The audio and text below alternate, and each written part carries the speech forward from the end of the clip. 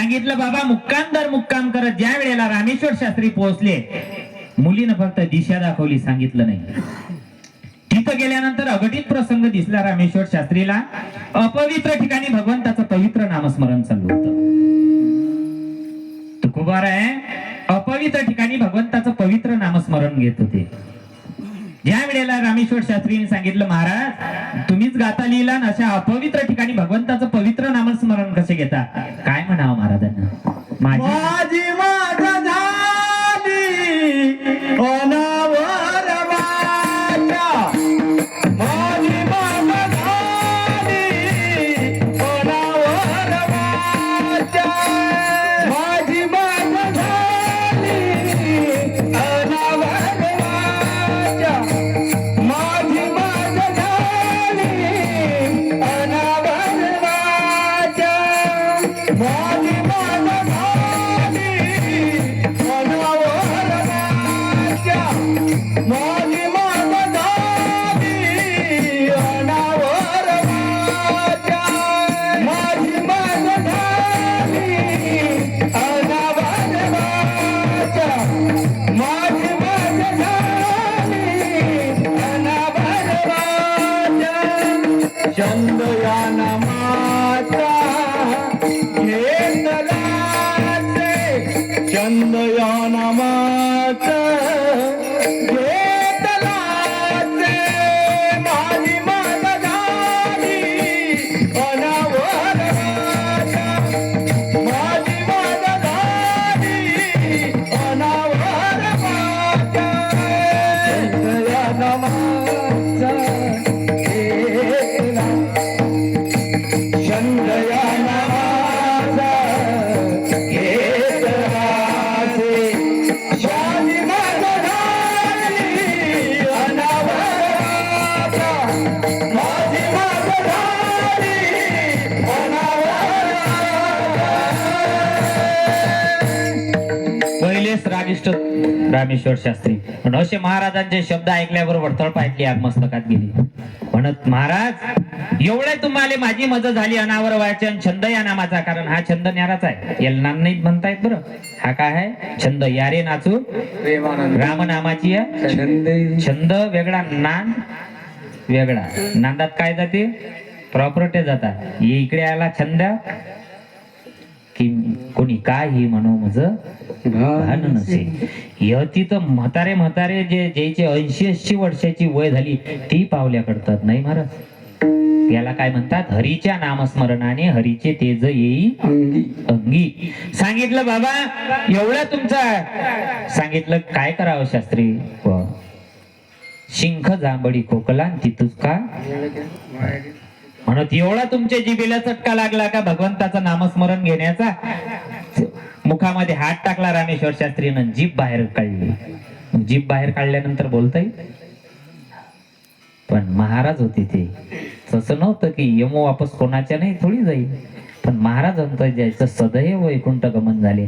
महाराजांच्या रोमारोमातून एकच शब्द निघला, तो कोणता? विठोबा रखुमाई.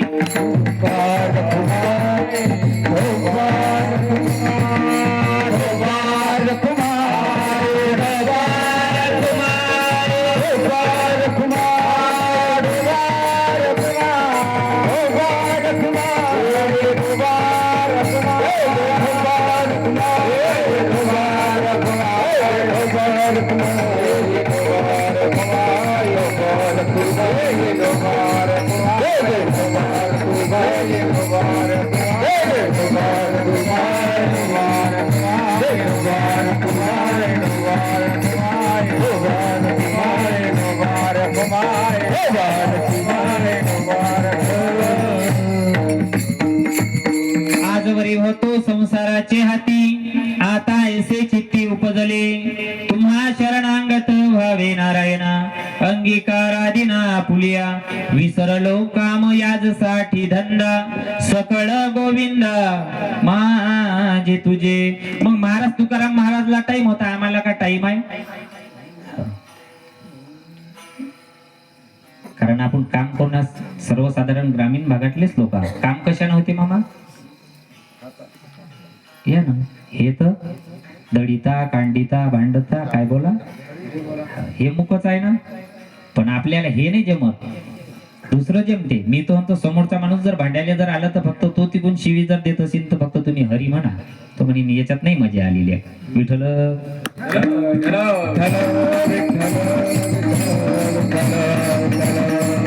जनाबाई किती माणसाचं काम करत होत्या? 14 माणसाचं कुटुंब होतं जनाबाईचं. नारा मारा विठा गंदा साखराई लाडाई दामू शेठी राजाई गोणाई नामदेवराय, 14 माणसाचं कुटुंब.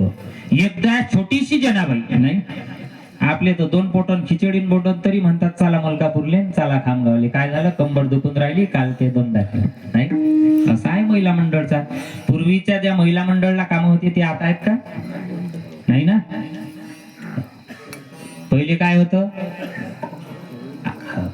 सळा साळमळ देव घ्या कोणी, देव घ्या कोणी. सकाळीच बाया हरिपाठ काकडा म्हणून. मग त्याचं काय होय, हरीच्या नामस्मरण असं होतं.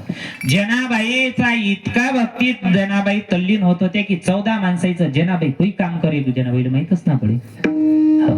एक दिवस तर असं की जनाबाईच्या अंगात तर एवढा पॉवर शक्ती जागृत झाली होती की जनाबाईच्या गौऱ्या ज्या हाताला स्पर्श झाल्या त्या गौऱ्या विठ्ठल विठ्ठल बोलू लागल्या. पण भगवंत अजूनही आपलं काम करण्यासाठी तयार आहे. अष्टादश संतांनी आपल्या सुखी संसाराच्या होळे केल्या. आपल्याला काही द्यास नाही वाटत ना. आपण तर काटा पाहतो, घड्याला पाहतो की कीर्तन कधी संपते नाही. 14 माणसाचं जनाबाई. पूर्वीच्या काळी चोऱ्या कशाच्या व्हायच्या? अन्नधान्याच्या आहे ना. आता कायच्या होता? आता वावराई थप्प्याच्या थप्प्या नेलं का कोणाचं होतं, कारण त्याची गरजच नाही ना त्याला. आता त्याला कायची आहे, टाइम इज वेस्ट मनी.